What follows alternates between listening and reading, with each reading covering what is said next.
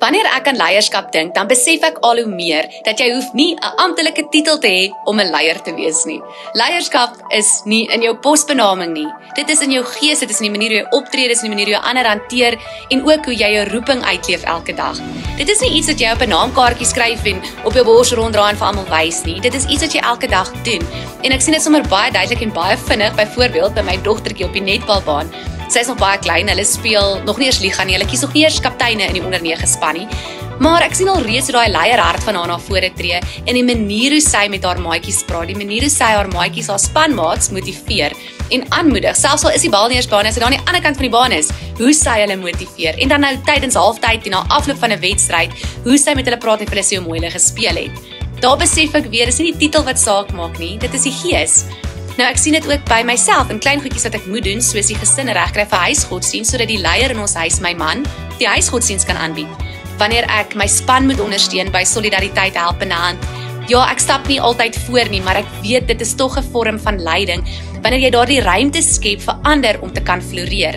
Nou vir my is emosionele intelligensie die sleutel.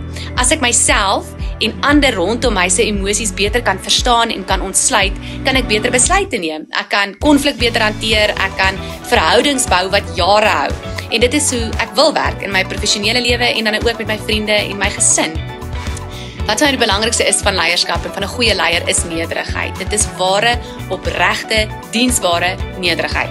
Nederigheid maak dat ons nie vir erkenning wil werk nie, maar vir 'n groter doel as onsself. Ja, dit is nie altyd maklik nie, maar die vrug daarvan is werklik so mooi. Ek het al geleer dat ek hoef nie alles myself te doen nie. Ek moet mense mentor, ek moet mense toerus en ek moet leer om mense te vertrou. Ons roeping is hopeloos te groot vir een persoon alleen. Dit is regtig 'n spanreis waarop ons is. So as ek vir jou een bietjie raad kan gee is, wees dapper in jou roeping. Moenie wag vir 'n titel om 'n verskil te gaan maak nie. Bou aan jouself, werk aan jou verhoudings en wanneer jy werk aan die verhoudings, wees opreg daarin. As jy nie weet waar om te begin nie, begin by Solidariteit se leerkursus in emosionele intelligensie.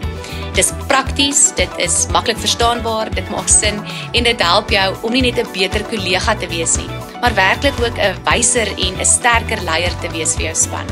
Ek glo vas dis 'n waardevolle stap vir enige iemand wat met mense werk en wat binne in hulle roeping wil bly.